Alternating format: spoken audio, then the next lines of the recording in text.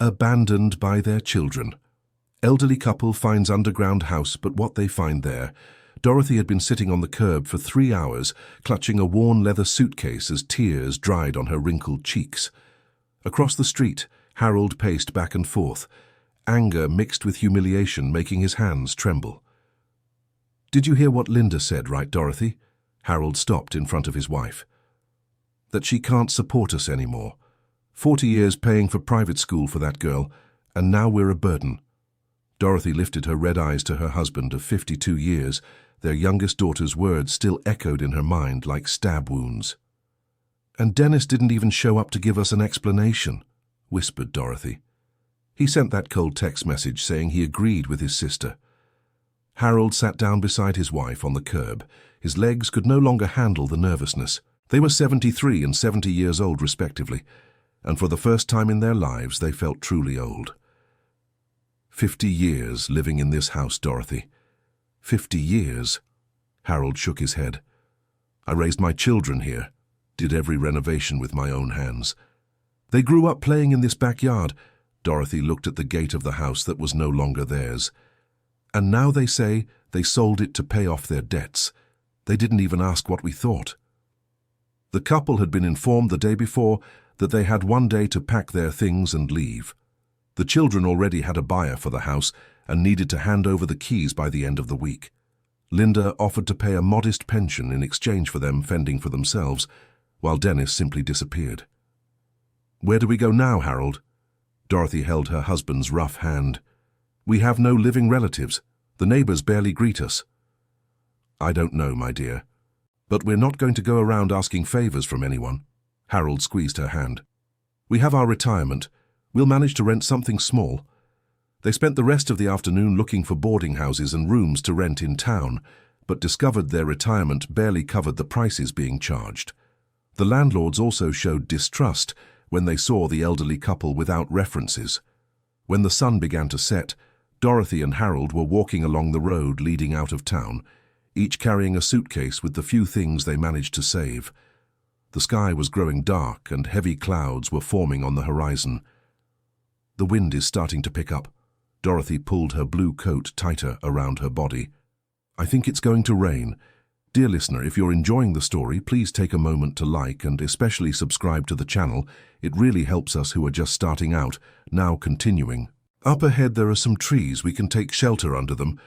Harold pointed to a small grove about 200 meters ahead. The first drops began to fall as they quickened their pace. Dorothy felt her legs heavy and her breath short, but she didn't want to show weakness. Harold disguised the pain in his back caused by the weight of the suitcase. When they got near the trees, Dorothy noticed something strange in the terrain. "Harold, look at this." She stopped and pointed at what appeared to be a structure partially buried in the ground. It was a stone structure, almost completely covered by dirt and grass. Only a small wooden door and part of the front wall were visible. It looked like a house built into the hillside. "What a strange thing," Harold approached. "I've never seen anything like it." The rain began to fall harder, and they ran to take shelter under the nearby trees. But the wind shook the branches, and water dripped onto their heads. "Do you think that door opens?" Dorothy looked at the mysterious structure. "At least it would be better shelter than under here." Harold hesitated for a moment, but another flash of lightning followed by thunder made him decide. They ran to the small wooden door. To their surprise, it wasn't locked. "Dorothy, are you sure?" Harold held the doorknob. "Someone might be living here." "With this rain, I'd rather deal with angry people than get soaked." Dorothy pushed the door open alongside her husband. The interior was completely dark. Harold felt along the wall until he found a light switch. When the light came on, the two were left speechless. The underground house was impeccably organized and clean. A small living room with old but well-kept sofas, a wooden table, bookshelves with books, and even plants in well-tended pots. Everything seemed to have been used recently. "My goodness." Dorothy dropped her suitcase and walked through the room. "There's even electricity working. And look, Dorothy," Harold pointed to a small hallway. "It looks like there are more rooms back there." They explored the house with care and reverence, as if visiting a museum. There was a bedroom with a made double bed, a small but complete bathroom, and a tiny kitchen equipped with a stove, refrigerator, and cabinets.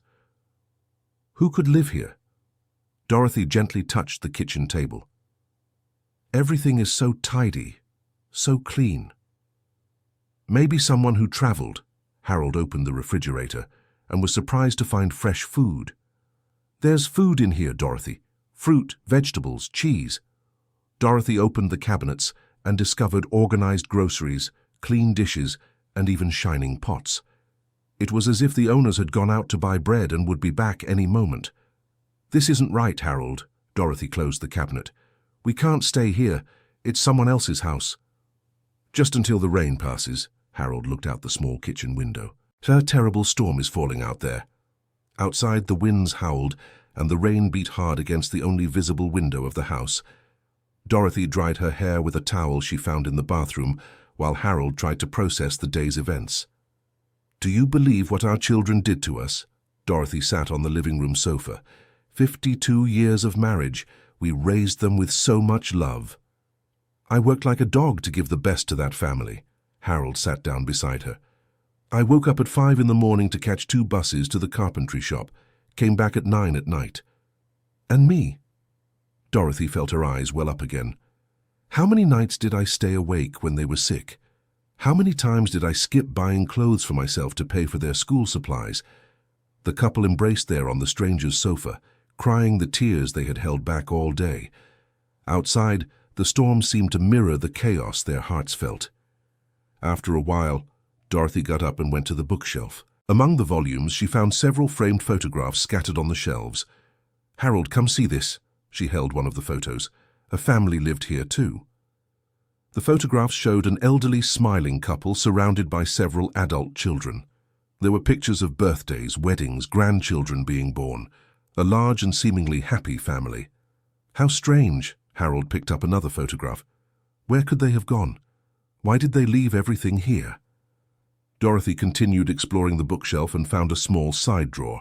Inside it, a leather folder contained several letters and documents. She hesitated for a moment, but curiosity won out. Harold, look at this. She opened one of the letters. These are old correspondences. The first letter Dorothy read chilled her to the bone. It was a farewell message written by someone named Walter to his children. My dear children, after much thought, your mother and I have decided to move from this house. We know our presence here has become a burden to you. My God! Dorothy handed the letter for Harold to read. They were also abandoned by their children.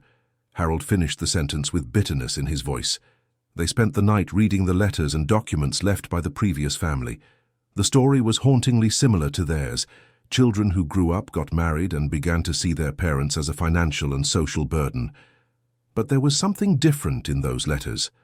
Walter and Evelyn, the former residents, had not left defeated. They had created a new, independent and prosperous life in that underground house. I built this house with my own hands on an abandoned plot, said one of the letters. Here we grow our food, make our furniture, and live in peace away from the ingratitude.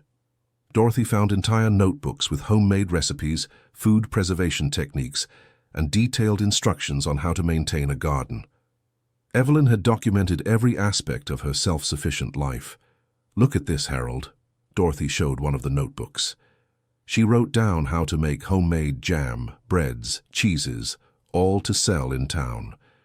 Harold discovered detailed plans for handmade furniture in the improvised workshop in the basement. Walter was a carpenter, just like him, and had created unique pieces that he sold at local fairs. They did it, Dorothy, Harold said with growing admiration in his voice. They managed to live well without depending on anyone. But where did they go? Dorothy looked around. Why did they leave everything here? The answer came in the last letter in the folder, dated just 2 months ago. Walter explained that they had decided to move to a town in the countryside where they had distant cousins, but wanted to leave the house tidy for anyone in need. If someday other people in a situation similar to ours find this place, may they know it's possible to start over. Life doesn't end at 70. Dorothy and Harold spent that first night in the underground house, analyzing every detail of the plans and recipes left behind. It was as if they had found a survival manual for abandoned seniors.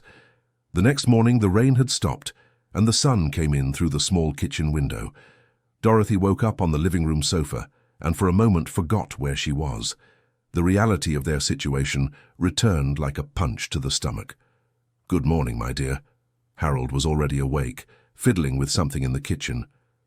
"Are you cooking?" Dorothy got up, still groggy. "I made some coffee with the things that are here," he said awkwardly. "I promise we'll replace everything when we leave." Dorothy accepted the cup of coffee and sat at the small kitchen table.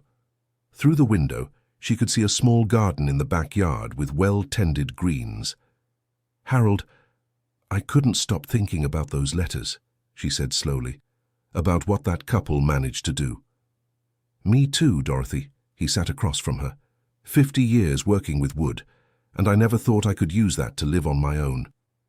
And I always loved to cook." Dorothy looked at the recipe notebooks scattered on the table. "I remember my mother made the best jams in the area. People came from far away to buy them. They spent the morning exploring the property better." Behind the house they discovered a small garden with tomatoes, lettuces, carrots and other greens in perfect condition. There was also an empty but well-structured chicken coop. "Someone has been taking care of this," Harold observed. "The plants are green, watered." As if on cue, an elderly lady appeared walking through the field towards them. She carried a small basket with eggs and waved friendly. "Good morning." She approached, smiling. "You must be the new residents." Dorothy and Harold exchanged confused glances. "Actually, we just took shelter from the rain," Dorothy explained quickly. "We are not the owners of this house." "I know, dear," the woman laughed. "My name is Mrs. Margaret. I live over there in that little house in the distance. Ever since the couple, Walter and Evelyn, moved away, I've been taking care of their garden. They asked me to do it." "Did you know them?" Harold asked eagerly. "I did, and very well." Mrs. Margaret set the basket down. "They were my neighbors for 15 years, wonderful people who turned this abandoned land into a productive property." Mrs. Margaret told them that Walter and Evelyn arrived there in a situation very similar to theirs, abandoned by their children, with nowhere to go. At first they lived in makeshift tents, until Walter managed to build the underground house. "They left everything arranged on purpose," Mrs. Margaret explained. "They wanted other people to benefit from their work." "But what about the landowners?" Dorothy asked worriedly. "Someone must own this land." "The land belongs to the farmer John William." Mrs. Margaret pointed to a distant property. "But he never used this part. It's many acres. He doesn't even really know what he has here." Mrs. Margaret handed the eggs to Dorothy and said goodbye, promising to return the next day to show them how to care for the garden. When she left, the couple was alone again with their thoughts. "What do you think, Dorothy?" Harold asked after a long silence. "I think we don't have much choice," she replied, looking around. "We can stay a few days until we get better organized." "Just a few days," Harold agreed. "Until we find something permanent." But deep down they both already knew they didn't want to leave. For the first time in a long while they felt truly at home. The first days in the underground house were about adaptation and discovery. Dorothy dedicated herself to studying Evelyn's recipes, while Harold explored Walter's woodworking projects. Little by little they understood how the previous couple had created their system of life. Mrs. Margaret appeared every day, bringing supplies and teaching the secrets of the garden. She told stories about Walter and Evelyn that inspired Dorothy and Harold to continue the work they had started. They began by selling small things at the town market, Mrs. Margaret explained as they watered the tomatoes. Jelly, homemade bread, some wooden pieces. At first no one paid much attention, but gradually they built up a clientele.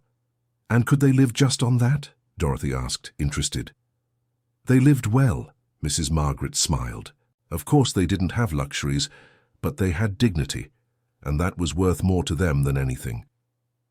Dorothy decided to try making one of the blackberry jelly recipes she found in Evelyn's notebooks. There were wild blackberry bushes growing near the house, and she spent the afternoon picking the ripe fruit.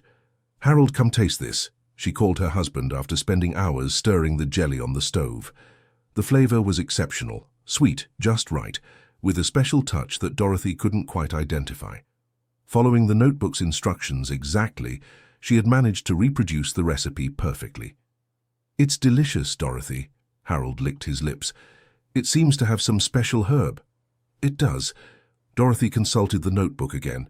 "Evelyn used dried lemon balm leaves. It gives a unique flavor." Harold also began his experiments in the workshop. Walter had left tools organized and dry wood stored. The first project he attempted was a small bookshelf, following the detailed drawings he found. "How I've missed working with my hands," Harold said while sanding the wood. "In the city, it had been years since I could make anything on my own." The two settled into a simple but rewarding routine.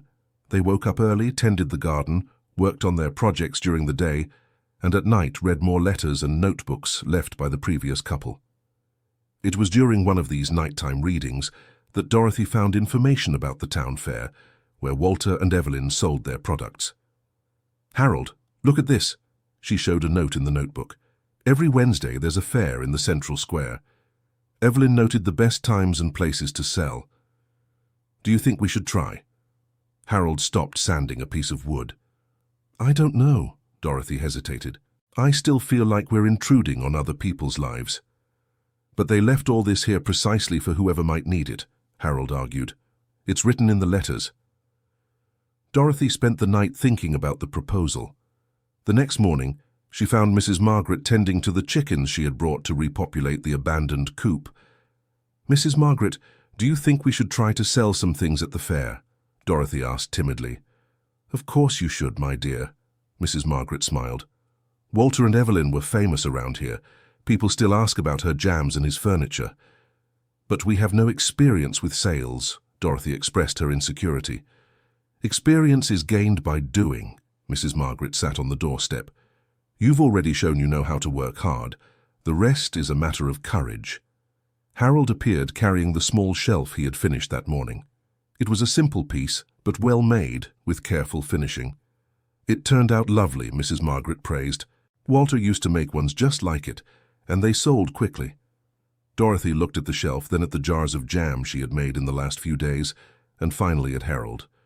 For the first time since they had left home, she saw genuine hope in her husband's eyes.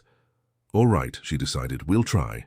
Dear listener, if you're enjoying the story, please take a moment to leave a like, and especially to subscribe to the channel. It helps us a lot, as we're just starting out, now continuing. The following Wednesday, Dorothy and Harold woke before sunrise.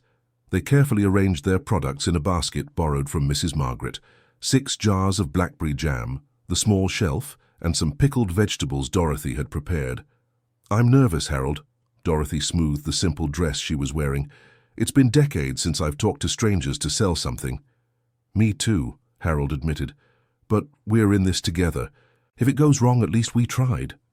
The fair operated in the town's central square, the same one where Dorothy and Harold had looked for rooms to rent a few days earlier. They arrived early, but several vendors were already setting up their stalls. "Excuse me," Dorothy approached a lady selling bread. "We'd like to sell some things too. How do we go about it?" "First time here?" The woman looked at them curiously. "You have to speak with Mr. Earl. He organizes the spaces." Mr. Earl was a large, stern-looking man who eyed the elderly couple with suspicion. "Do you have a permit, health license, tax receipt?" he asked impatiently. Dorothy and Harold looked at each other, not understanding anything he was talking about. "We just wanted to sell some homemade jams," Dorothy explained timidly. "No documents, no selling," Mr. Earl was categorical. "There's inspection here every week." They returned home discouraged and frustrated. All the day's enthusiasm had evaporated in the face of bureaucracy they didn't know. "Walter and Evelyn sold here," Harold said, confused. "How did they do it?" "Maybe it was different in their time," Dorothy sighed. "Or maybe they had all those documents." Mrs. Margaret arrived in the late afternoon and found the couple dejected in the kitchen. "What's with the long faces?" she asked. "How did it go at the fair?" Dorothy told her about the required documents and the frustration they felt. Mrs. Margaret laughed and shook her head. "Mr. Earl has always been difficult," she said, "but there are other ways to sell." "What do you mean?" Harold got interested. "Some people sell door to door. Some set up a little stand at the church entrance. Others sell to acquaintances. Mrs. Margaret explained. "Not everything in life needs a stamped paper." "But is that legal?" Dorothy asked, concerned. "Legal or not, that's life." Mrs. Margaret smiled. "Walter started by selling to the neighbors. When the business grew, that's when he went after the paperwork." Mrs. Margaret's suggestion renewed the couple's hopes.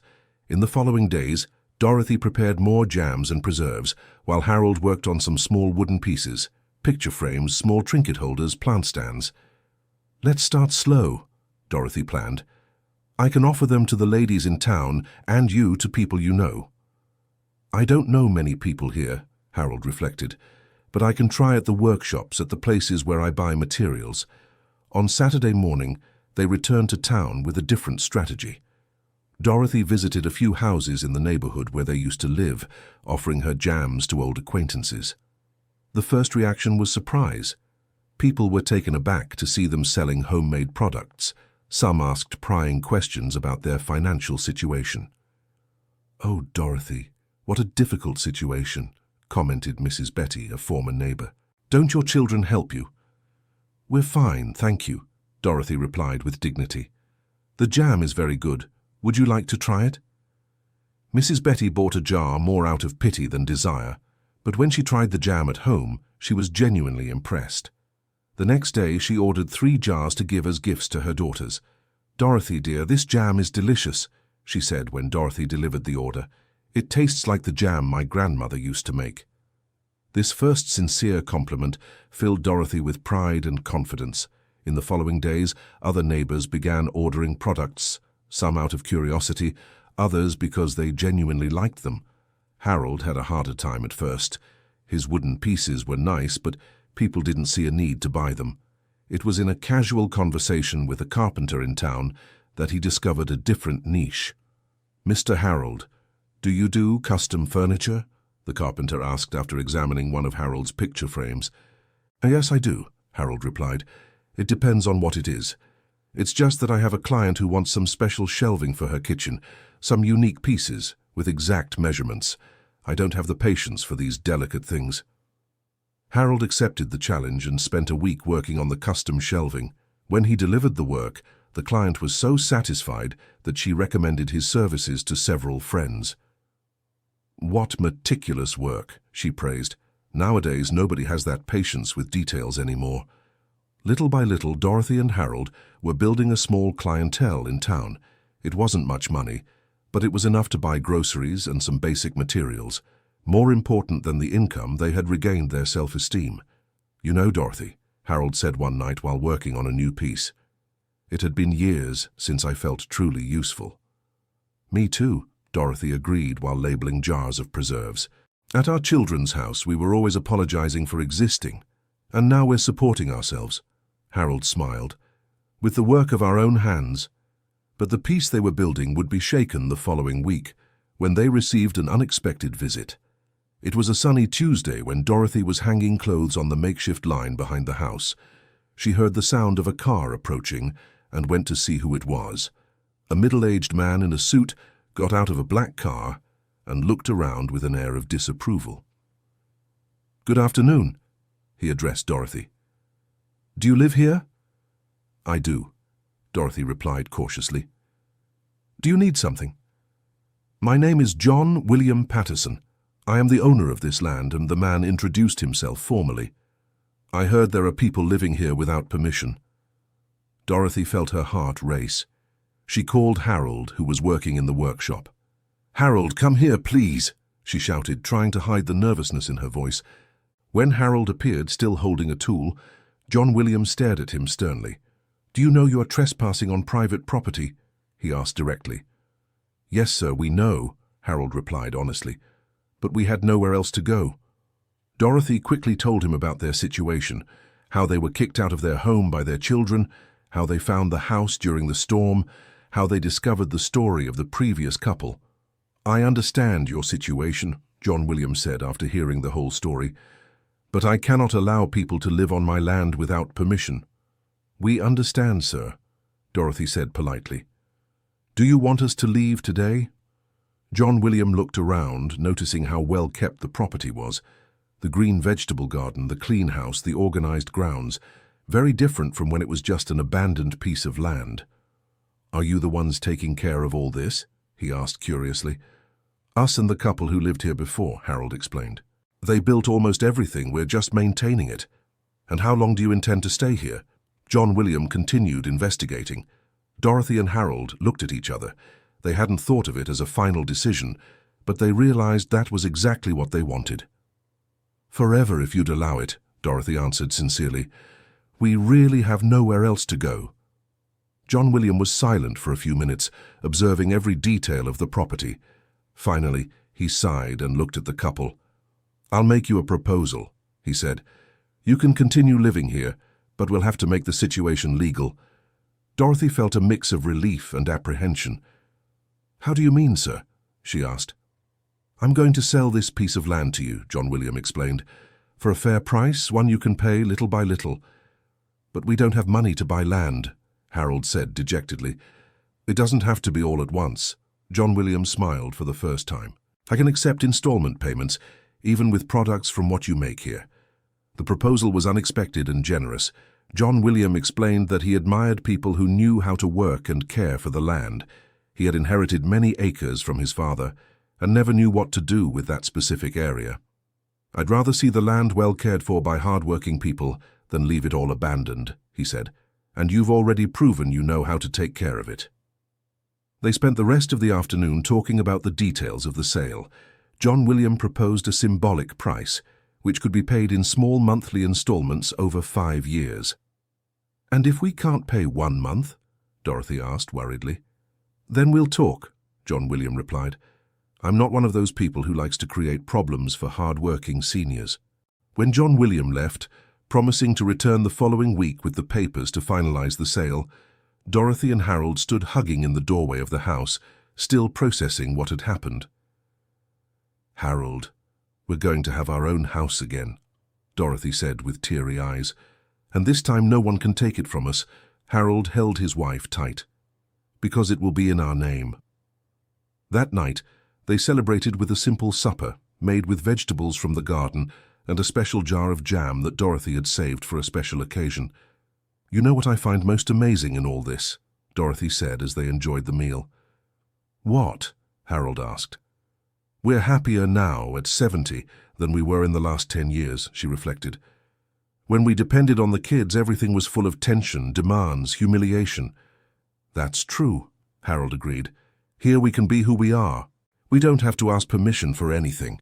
And we're proving we're still capable of a lot," Dorothy smiled. "Who said old folks are only good for sitting around?" The following months were full of hard work and accomplishments. With the land situation regularized, Dorothy and Harold could invest more confidently in improving their products and expanding their customer base. Dorothy perfected her recipes and started making more elaborate preserves, chutneys, special sauces, jams with different fruit combinations. Each product had a handmade label with ingredients and a production date. Harold expanded his workshop and began making larger furniture, tables, chairs, custom bookshelves. His customers praised the quality of the finish and the attention to detail. "Your work has soul," commented a customer who ordered a rack for the living room. "These factory-made pieces are all the same, no personality." Mrs. Margaret continued to be a constant and beloved presence. She had practically become family to the couple, visiting almost every day and helping with practical advice about farming and business. "You should try the city market again," she suggested one afternoon. "Now that the demand for your products has increased, maybe it's worth chasing after those documents." "It's a lot of bureaucracy, Mrs. Margaret," Dorothy sighed, "and we don't understand any of it." "There's a young woman at the City Hall who helps small producers," Mrs. Margaret insisted. "She explained everything clearly to your Walter back then." Harold was interested in the idea. They were selling more and more products, but still in a very artisanal way, door to door. A stall at the market could significantly expand their business. "Let's try, Dorothy," he proposed. "What's the harm in asking?" The following week, they went to City Hall to inquire about how to regularize a small homemade products business. The clerk who assisted them was much friendlier than Mr. Earl from the market. "For artisanal products like yours, the process is quite simple," she explained patiently. You need a rural producer registration, a health inspection permit, and registration as an individual micro-entrepreneur. It seemed complicated, but the young woman detailed each step and provided all the necessary forms. The process would take a few weeks, but it was perfectly feasible. The most important thing is that you're already doing everything right, she praised after seeing samples of the products. Hygiene, labeling, quality, half the work you've already done. Dorothy and Harold left City Hall excited and determined to get all the necessary documentation. It was an investment in the future of the business they were building. While they waited for the paperwork to be ready, they continued selling to their private clientele, which was always growing. One customer brought her sister-in-law, who brought her neighbor, who brought her friend. Word of mouth was working in their favor. It was during this period of gradual growth that they received a call that would change everything. Dorothy was in the kitchen preparing a new recipe when the old house phone rang. She hesitated before answering, because almost no one knew that number. "Hello?" she answered cautiously. "Mom?" The voice on the other end made her freeze. It was Dennis, her eldest son, who hadn't spoken to them since the day they were kicked out of the house. "Dennis!" Dorothy felt her heart race. "How did you get this number?" "It wasn't hard, Mom. We know where you're living." His voice sounded cold and controlled. Dorothy urgently called Harold and put the phone on speaker. "What do you want?" Harold asked directly. "We want to talk to you," Dennis replied. "It's about an important family matter." "What family?" Dorothy couldn't hide her hurt. "You made it very clear we're not family anymore."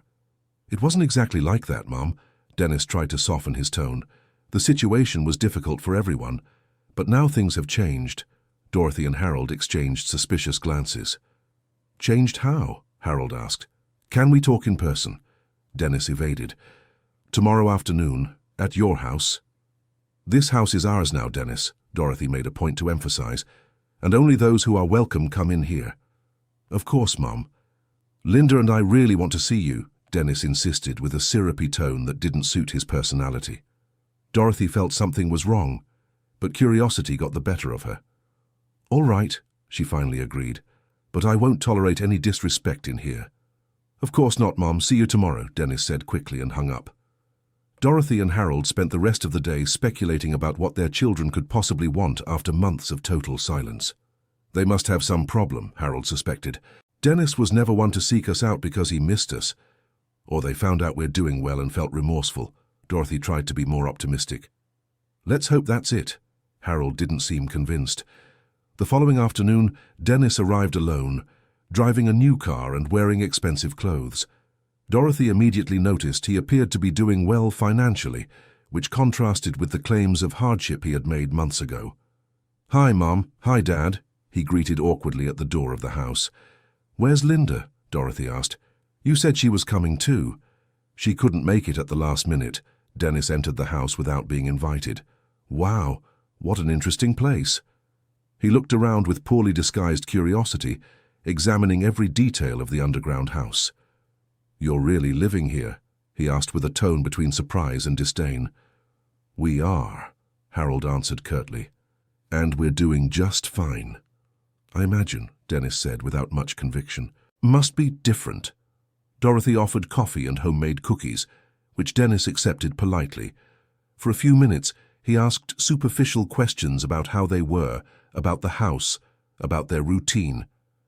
"And how are you supporting yourselves?" he finally asked, getting to the point. "By working," Dorothy answered with pride. "I make sweets and preserves. Your father makes furniture. We sell everything." "Really?" Dennis seemed genuinely surprised. "And you can live off that?" "Yes, we can," Harold confirmed. "Not much left over, but we don't need much anyway."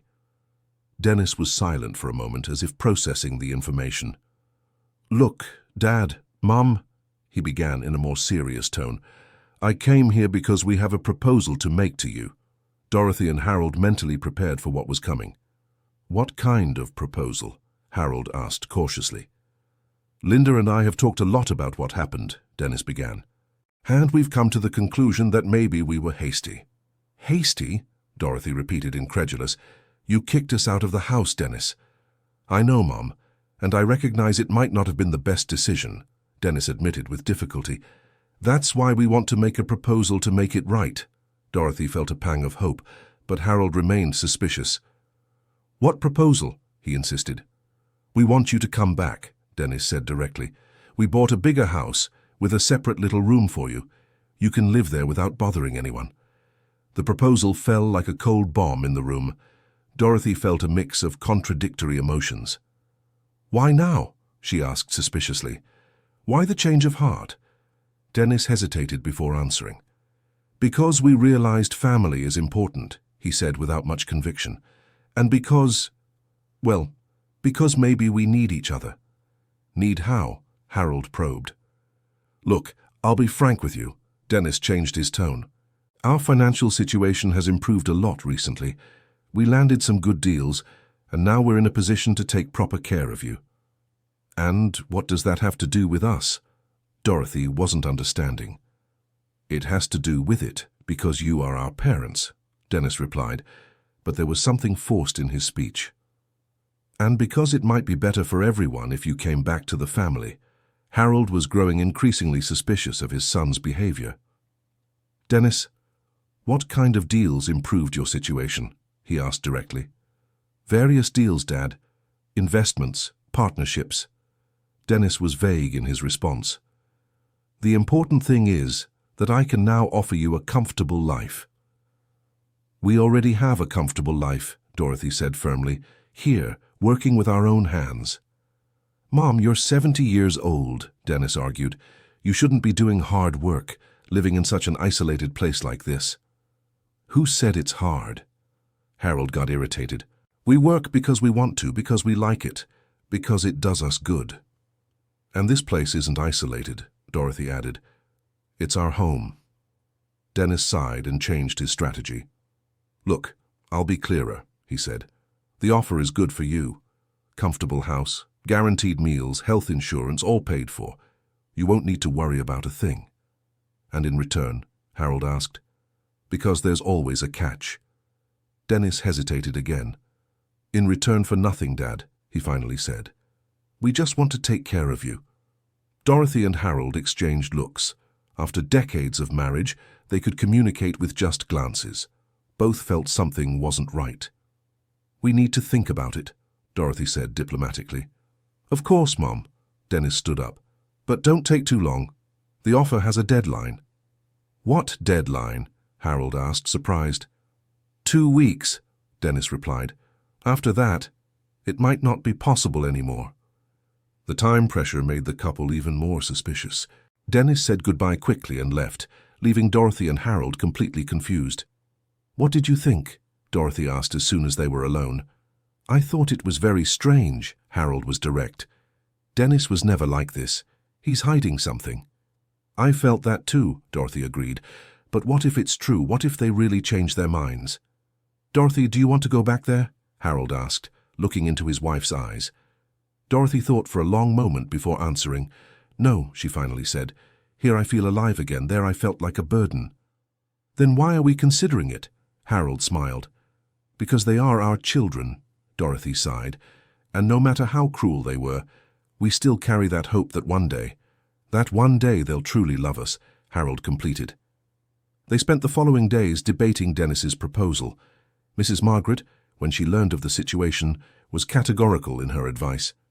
Don't go, she said without hesitation. People who kick their own parents out of the house don't change just like that. But Mrs. Margaret, they are our children, Dorothy argued. Children by blood, not by heart, Mrs. Margaret retorted. Children by heart are those who are present, who help, who care. Just like I care for you and you care for me. Mrs. Margaret's words touched the couple deeply. Truly, she had become more family to them than their own children. And another thing, Mrs. Margaret added, be wary of people who show up offering something too good. There's always another interest behind it. The following week, Dorothy and Harold received a visit from a man who introduced himself as a private investigator. Good afternoon, he said politely. I'm looking for information about Dorothy and Harold Patterson. That's us, Harold replied suspiciously. What do you want? Nothing much, the man smiled. I'm conducting research for a company that works with health plans for seniors. He asked several questions about their routine, their physical condition, about how they supported themselves. Dorothy and Harold answered politely, but were bothered by the invasive nature of the questions. "And how long have you lived here?" the investigator asked, looking around. "A few months," Dorothy answered. "And do you intend to keep living here?" he insisted. "Why that question?" Harold got irritated. "What does that have to do with a health plan? It's just to understand the profile of potential clients," the man quickly justified. "People who change addresses frequently may have different needs." After the investigator left, Dorothy and Harold became even more suspicious. "That was no health plan research," Harold said firmly. "Do you think it has to do with Dennis's proposal?" Dorothy asked. "I'm sure," Harold affirmed. "They are investigating us." That night, John Williams showed up at the couple's house with a worried expression. "Do you know there are people asking questions about you in town?" he said directly. "We know," Dorothy sighed. "A man came here today posing as a researcher." "That's right." John Williams sat in the living room. "That same man was at my company asking about the sale of the land to you." "What did he want to know?" Harold asked, alarmed. "If the sale was legitimate, if you paid in cash, if you have the means to keep paying," John Williams listed. "And especially if you showed any sign of mental instability when signing the contract." Dorothy and Harold looked at each other in shock. "Mental instability," Dorothy repeated. "Exactly," John Williams confirmed. "As if he wanted to prove you're not in a condition to make important decisions." The revelation left the couple in a panic. Now they understood the true reason for Dennis's proposal and the time pressure. "They want to have us declared incompetent," Harold said bitterly. "But why?" Dorothy asked desperately. "What do they gain from that?" "There must be something in the family inheritance," John Williams speculated, "or some benefit they can only get if they have guardianship over you." Dorothy remembered details from the conversation with Dennis that now made sense. The new car, the expensive clothes, the sudden improvement in their financial situation. "The house," she said suddenly. "They must have sold our old house for a very high price. And now they want access to our retirement too." Harold completed the thought. John Williams confirmed their suspicions based on his experience as a businessman. "It's a common scam against seniors," he explained. "The children get guardianship by alleging incompetence, and then they have total access to their parents' benefits and assets." "But how can they prove we're incompetent?" Dorothy asked. "We're working, supporting ourselves, taking care of the house." "That's why the investigation," John Williams clarified. "They are looking for anything that can be used against you. Inadequate living conditions, signs of self-neglect, financial difficulties." "And if they don't find anything?" Harold asked. "Then they'll make it up," John Williams said grimly. "A fake medical report, bought testimony from neighbors, anything." The situation was becoming more serious with each revelation. Dorothy began to cry, feeling persecuted by her own children. "I just wanted them to love us," she sobbed. "That's all?" Harold hugged her, also emotional and furious at his children's malice. "They never truly loved us, Dorothy," he said with pain. "They only wanted what we could give them." John Williams offered to help the couple legally, recommending a trusted attorney who understood family law and elder rights. "You need to protect yourselves," he said, "and the sooner the better." Dear listener, if you're enjoying the story, please take a moment to like and especially subscribe to the channel. It really helps us who are just starting out. Now continuing. The next morning, Dorothy and Harold went into town to find the attorney recommended by John Williams. Attorney Frank Morrison was a 50-year-old man specialized in family law who received them with attention and seriousness. "From what you've told me, we're dealing with a classic case of financial exploitation of the elderly," he explained after hearing the whole story. "Unfortunately, this is more common than we think. But doctor, can they really have us declared incompetent even though we're fine?" Dorothy asked anxiously.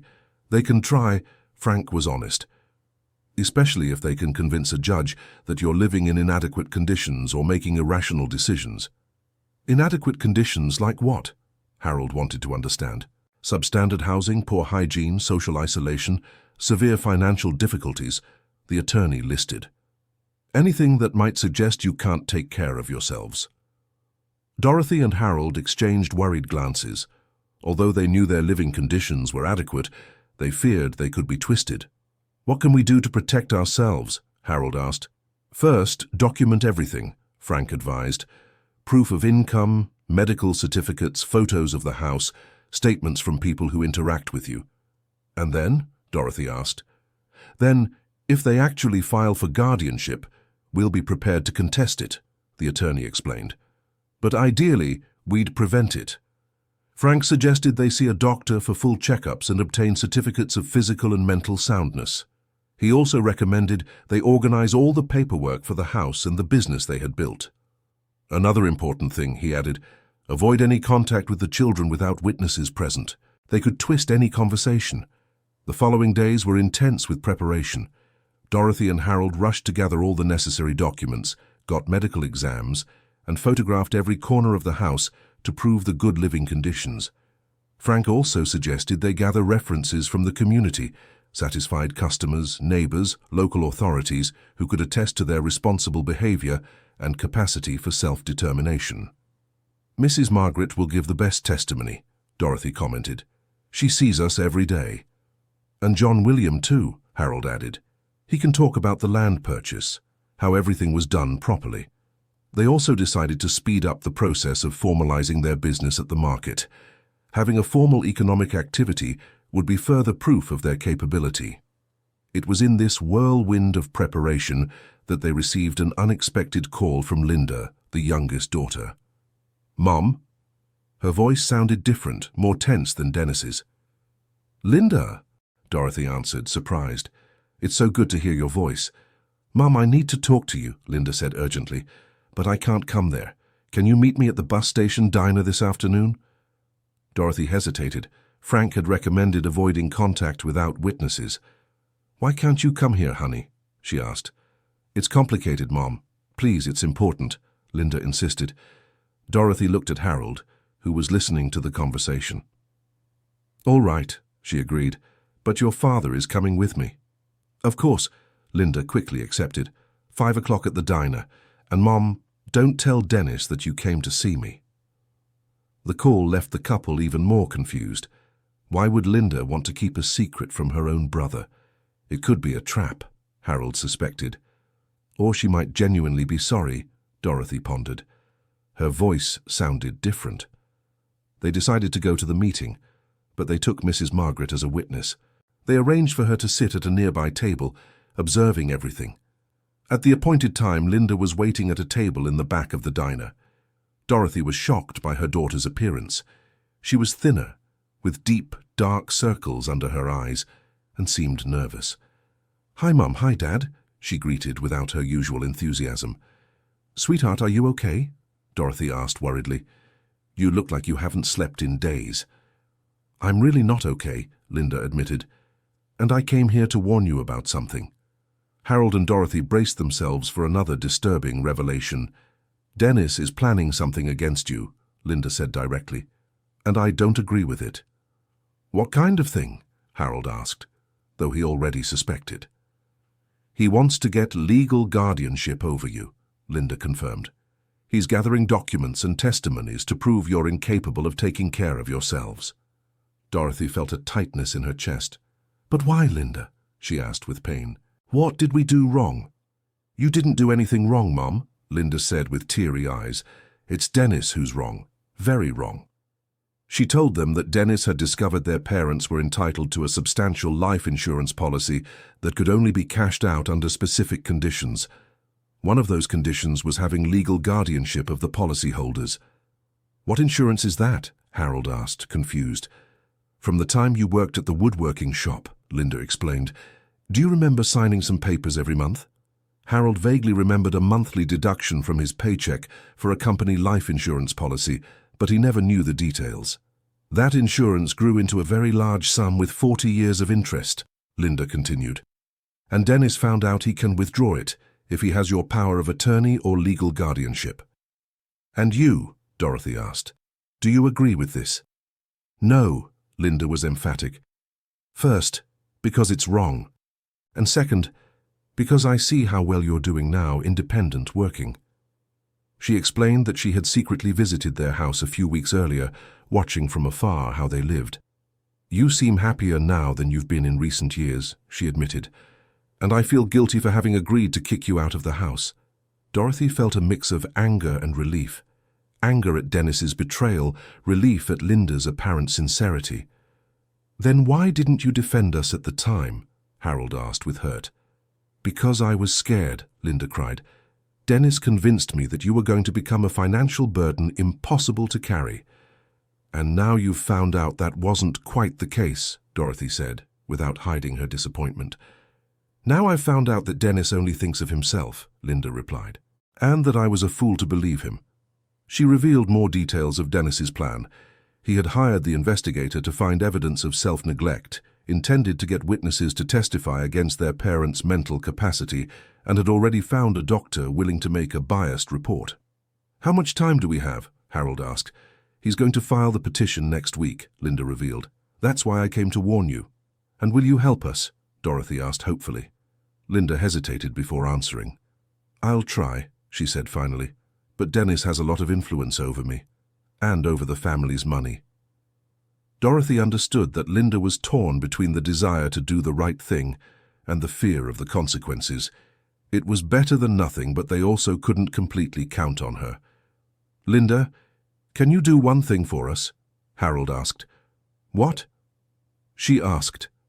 "Can you testify in our favor? Tell the judge how we really live," he specified. Linda fell silent for a long moment. "I can't," she finally said, "but this will destroy my relationship with Dennis forever." "And your relationship with us?" Dorothy asked. "Is that worth nothing?" "It is worth something, Mom," Linda cried more intensely. "It's worth a lot. That's why I came here." The meeting ended with Linda promising to stay in touch and warn about Dennis's movements. It wasn't the complete reconciliation Dorothy dreamed of, but it was a sign that not all was lost. When they returned home, Dorothy and Harold felt both relieved to have been warned and devastated by the confirmation that Dennis really wanted to harm them. "How can a son do this to his parents?" Dorothy asked into the void. "A son who never learned to truly love," Harold answered bitterly. Attorney Frank Morrison was pleased when they told him about the conversation with Linda. "Her testimony will be crucial if she actually keeps her promise," he said. "But let's prepare as if she won't testify. It's safer." In the following days, the defense preparation intensified. Dorothy and Harold documented every aspect of their lives: daily routine, professional activities, social relationships, medical care. Mrs. Margaret helped by organizing statements from neighbors and clients who attested to the couple's sanity and capability. John William provided detailed documentation about the land purchase, proving it had been a rational and well-considered transaction. "You have a solid case," Attorney Frank Morrison reassured them, "but elder guardianships sometimes depend more on the impression they make on the judge than on the facts themselves." "How so?" Dorothy asked worriedly. "A judge may have prejudices about elderly people who live alone, who work at advanced ages, who make unconventional choices," the lawyer explained. "That's why it's important to show not only that you are capable, but that your choices are rational and successful." The preparation also included some improvements to the house's exterior appearance. Although the interior was always impeccable, they spruced up the garden, painted the front door, and organized Harold's workshop to be more presentable. "If the judge wants to do an inspection, everything has to be perfect," Dorothy said while pruning the garden plants. "It already is perfect," Harold argued, "but it doesn't hurt to put in a little extra effort." It was during these preparations that they received an unexpected visit that would completely change the course of events. An elegant middle-aged woman arrived at the house on a Saturday afternoon, driving an imported car. She introduced herself as Ms. Patricia Sanders, a social worker for the county. "Good afternoon," she greeted politely. "I've come for a technical visit to assess the living conditions of Dorothy and Harold Patterson." Dorothy and Harold exchanged alarmed glances. The social worker's visit meant Dennis had already filed the guardianship petition. "Can you show me the house?" Ms. Patricia asked kindly. They gave a full tour showing every room, explaining how they had organized everything, demonstrating that the house was functional and comfortable. The social worker took detailed notes and several photographs. "And how long have you lived here?" she asked. "A few months," Dorothy answered, "since our children asked us to leave the other house." "I see," Ms. Patricia noted. "And how do you support yourselves?" Harold showed his workshop and explained about the furniture he made, while Dorothy presented her production of preserves and sweets. The social worker seemed impressed with the organization and quality of the work. "Where do you sell these products?" she asked with interest. "To private clients for now," Dorothy explained. "But we are finalizing the documentation to sell at the city fair." Ms. Patricia Sanders spent over 2 hours examining every aspect of the couple's life. She observed their interaction, asked questions about health, routine, relationships, and even tested basic knowledge like dates, names, simple math operations. "May I speak with some neighbors?" she finally asked. "Of course," Dorothy agreed. "Mrs. Margaret lives nearby and visits us every day." The conversation with Mrs. Margaret lasted almost an hour. From a distance, Dorothy and Harold could see the two women talking intensely, with Mrs. Margaret gesturing animatedly and showing the garden they tended together. When Miss Patricia Sanders returned, her expression was thoughtful. "I will prepare my report and send it to the judge," she said. "Any additional questions, we will be in touch." After she left, Dorothy and Harold anxiously awaited the result. Attorney Frank Morrison reassured them, saying the visit had gone well. But now it was a matter of waiting. "The social worker's report carries significant weight in the judge's decision," he explained. "If it is favorable to you, the chances of a conservatorship decrease considerably." A week later, they received the official notification. Dennis had filed for a conservatorship, claiming his parents were incapable of managing their lives and finances. The hearing was scheduled for 15 days later. "Now it's official," Attorney Frank Morrison said when they met in his office. "We are going to court." Dorothy felt a knot in her stomach. Her entire life would be judged by strangers, deciding if she was fit to command her own existence. "Attorney, can we lose?" she asked fearfully. "You can," he was honest, "but we will fight, and we have good arguments." The days leading up to the hearing were the most tense Dorothy and Harold had ever lived through. They reviewed all the documentation, rehearsed possible questions, and tried to prepare emotionally to see Dennis in court. "I still can't believe it has come to this," Dorothy said the day before the hearing. "A son suing his own parents." "He stopped being our son the day he threw us out of the house," Harold replied bitterly. "Now he's just a greedy stranger." On the morning of the hearing, they dressed in their best clothes and went to the courthouse, accompanied by Attorney Frank Morrison. Mrs. Margaret and John William were also there as defense witnesses. Dennis arrived with an expensive lawyer and a briefcase full of documents. He looked at his parents coldly, as if they were adversaries in some business deal. "Dorothy and Harold, you can do this." Attorney Frank Morrison encouraged them before they entered the courtroom. "You are dignified people who built an honest life. That will be clear to the judge." The hearing began with Dennis presenting his arguments. His lawyer painted a grim picture: elderly people abandoned, living in precarious conditions, making irrational decisions like buying property in an isolated location.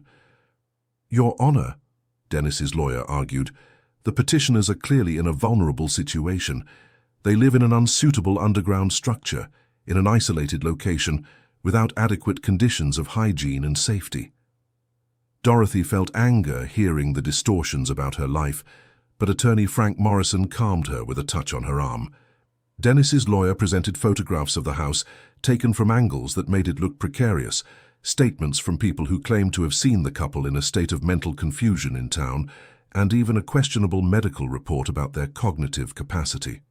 Furthermore, the lawyer continued, the elderly demonstrate antisocial behavior by isolating themselves from family and choosing to live far from any adequate medical or social support. When it was the defense's turn, Attorney Frank Morrison presented a completely different version of the facts. He showed photographs of the well-kept house, documents proving the legal purchase of the land, recent medical certificates confirming perfect mental and physical health. "Your Honor," Attorney Frank Morrison argued. "We are facing two elderly individuals who, after being expelled from their home by their own children, managed to rebuild their lives independently and prosperously." He presented documentation of the business they had created, testimonials from satisfied customers, and the favorable report from the social worker. "The petitioners are not helpless victims," Attorney Frank Morrison emphasized. "They are senior entrepreneurs who consciously chose a life of autonomy and dignity." The most tense moment arrived when the judge decided to hear directly from Dorothy and Harold. "Mrs. Dorothy," he addressed her first, "can you explain to me why you chose to live in this underground house instead of accepting the care offered by your children?" Dorothy took a deep breath before answering. "Your Honor, in that house I was treated as a burden," she said clearly. "Here I am the owner of my life. I can work, I can create, I can be useful. There I was just waiting." She paused, searching for the right word. "Waiting to cease to exist." "And you, Harold?" The judge turned to him. "Do you think it's rational for a man your age to do heavy work in carpentry?" "Your Honor, I've worked my entire life," Harold replied firmly. "Stopping work because I'm old would be the same as giving up on living. My work gives me satisfaction. It gives me income. It gives me purpose." The judge asked several other questions, testing the couple's lucidity, memory, and judgment. Dorothy and Harold answered all of them with clarity and coherence. "Why do your children think you need special care?" was the final question.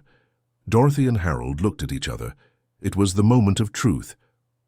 "Your Honor," Dorothy answered, "I believe it's because they discovered we have a life insurance policy that can only be cashed by someone who has our power of attorney or our guardianship." The room fell silent. The accusation was serious and direct. Dennis's lawyer stood up to protest, but the judge silenced him with a gesture.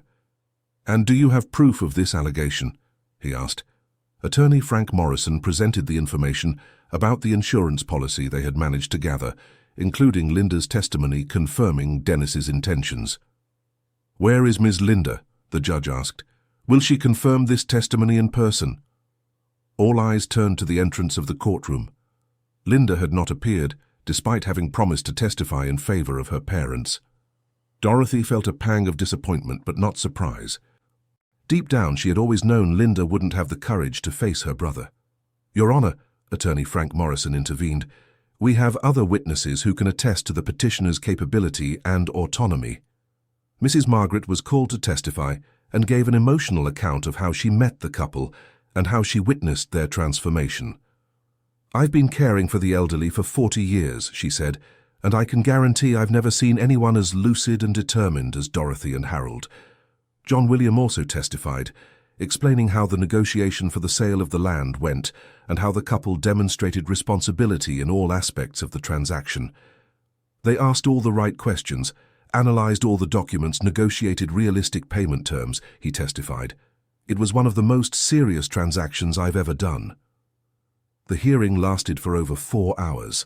When it finally ended, the judge said he would analyze all the elements and give his decision in a week.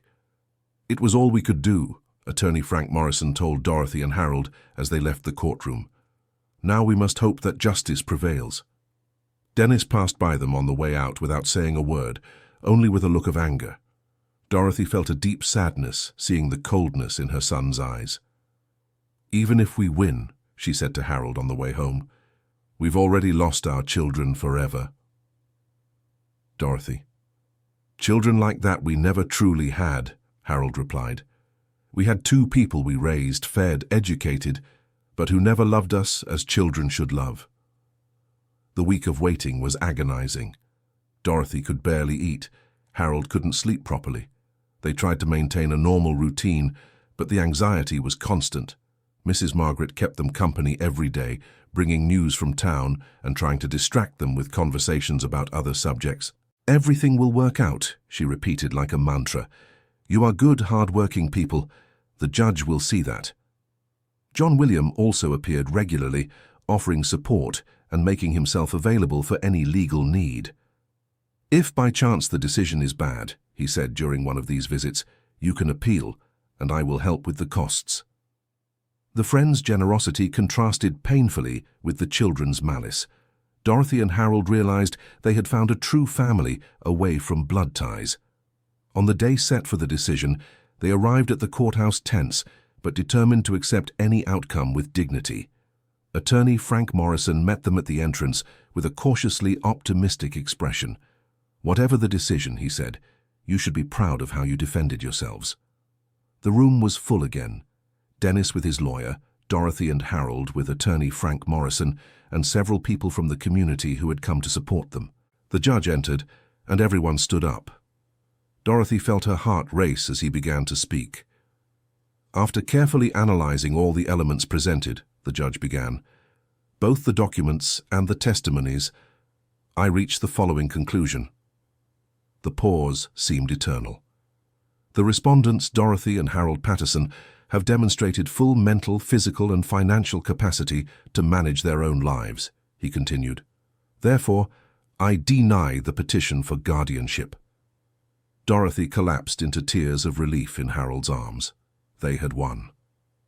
Furthermore, the judge added, I order that the costs of the proceedings be borne by the petitioner, and I recommend that the district attorney's office investigate possible signs of financial elder abuse. Dennis left the courtroom visibly furious, whispering something aggressive to his lawyer. He passed by his parents without greeting them, confirming that the family relationship was definitively broken. So you won, attorney Frank Morrison said, smiling, and you won big. Outside the courthouse, a small group of supporters was waiting. Mrs. Margaret, John William, some loyal customers, and even town hall employees who had helped with the business documentation. Now you are free to live as you wish, Mrs. Margaret said, hugging Dorothy. We were always free, Dorothy replied wisely. We just didn't know it. On the way back home, Dorothy and Harold stopped at the town market to buy some groceries. To their surprise, several people greeted them, congratulating them on the court victory. The news has already spread, Harold commented, surprised. Small town. News flies, Dorothy laughed. But at least it's good news. At the spice stall, the owner asked if they didn't really want to try selling their preserves at the market. With all this publicity, you'll sell out in no time, she said, laughing. People are curious to try the products of the elderly couple who made the news. Dorothy and Harold looked at each other and smiled. It was the cue they were waiting for to finally make their business official at the market. Next week we'll be here, Dorothy promised. When they arrived home, they found a surprise waiting for them. Linda was sitting on the doorstep, crying. Hi, Mom. Hi, Dad, she said without looking up. Dorothy hesitated for a moment, but her maternal nature spoke louder. Honey, what happened? She approached worriedly. I couldn't do it, Linda cried more intensely. I couldn't testify in your favor. Why not? Harold asked without anger, just with curiosity. Because I'm a coward, Linda admitted. Dennis threatened me, said he would take everything from me, that I'd be left with nothing. Dorothy sat down next to her daughter on the doorstep. And now? She asked gently. Now I've really lost everything, Linda explained through tears. Dennis found out I came to warn you about his plan. He threw me out of the house, cut up my credit card, said I'm no longer his sister. And you came here because, Harold asked. Because I have no one else, Linda admitted, and because I want to apologize for everything, for your eviction, for not testifying, for being a terrible daughter. Dorothy looked at Harold, who nodded almost imperceptibly. Linda, Dorothy said calmly, you can stay here tonight, but tomorrow we'll talk about what you really want from life. I want to learn to be a better person, Linda replied sincerely, like you are. That's possible, Harold said, but it will be hard, and it will have to be for real. Linda stayed in the house that night, sleeping on the living room sofa. The next day, Dorothy and Harold had a long and frank conversation with their daughter.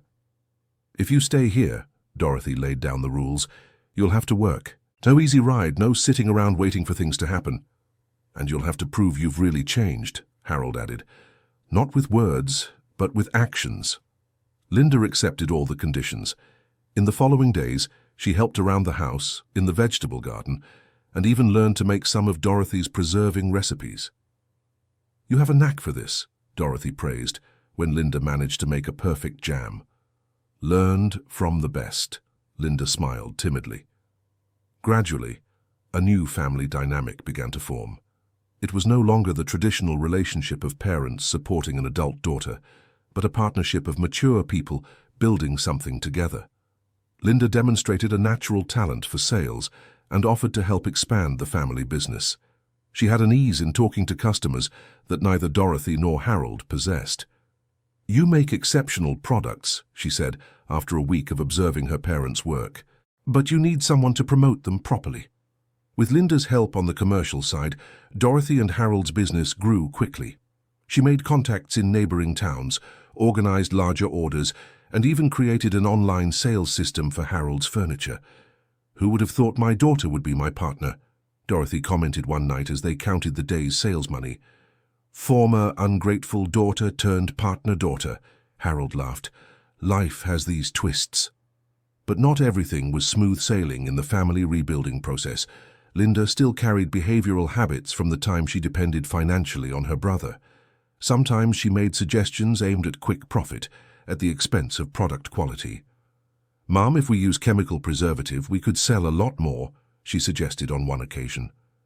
"Linda," Dorothy was firm, "our unique selling point is precisely not using those things.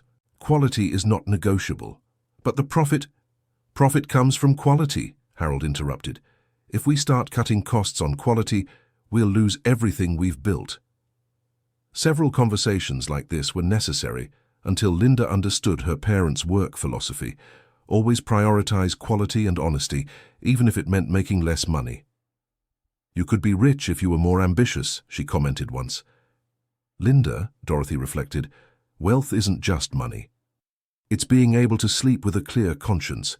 It's having the respect of clients. It's knowing that our work does good for people." This lesson was fundamental to Linda's personal transformation. She began to understand that greed had been what destroyed her original family, and that the parents' ethical simplicity was actually a superior way of living. 6 months after the hearing, the small family business was already known throughout the region. Dorothy had developed more than 20 different types of preserves and jams. Harold made custom furniture for clients from various cities, and Linda managed the entire commercial side with increasing efficiency. "You know something?" Dorothy said one night as the three of them ate dinner at the kitchen table. "I've never been so happy in my life." "Me neither," Harold agreed. "At 70 years old, I discovered I could still have a new life."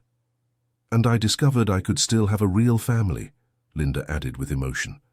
The transformation of their lives did not go unnoticed in the community.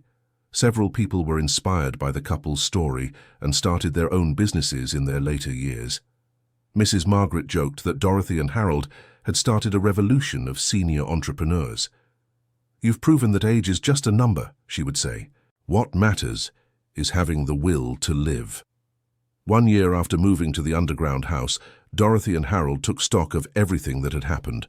The small construction had transformed into a prosperous property with an expanded vegetable garden, a well-equipped workshop, and even a shed for storing products. "If someone had told me 2 years ago that I'd be like this at 71, Dorothy reflected, "I would have said they were crazy." "That's right," Harold smiled. "Sometimes the worst situations lead to the best results." They had learned that happiness did not depend on having grateful children or a conventional family. It depended on having purpose, dignity, and people who truly cared about them. Linda settled permanently on the property, building her own small house at the back of the lot. The relationship among the three had evolved into something much healthier than the previous family dynamic. They were business partners who liked and respected each other. "Don't you miss Dennis?" Dorothy asked Linda on one occasion. "I miss the brother I thought he was," Linda answered thoughtfully. "But the Dennis who really exists, I have no desire to have in my life." Dennis never gave any news again. They learned through acquaintances that he had moved to another city after the scandal of the attempted interdiction. Apparently, his reputation had been tarnished in the community. "He must be suffering the consequences of his own actions," Harold commented without showing satisfaction or pity. "And we are here, building good consequences," Dorothy added. The second anniversary in the underground house was celebrated with a party that brought together dozens of people: clients, neighbors, suppliers, local authorities. The small property became a symbol that it was possible to start life over at any age. "You inspire many people," said the town mayor, who attended the party. "You are proving that our seniors are a treasure trove of experience and capability." Dorothy was moved to see so many people genuinely happy for their successes. It was very different from the loneliness and humiliation she felt in her children's house. "Harold," she whispered to her husband during the party, "do you think we are really special or just lucky?"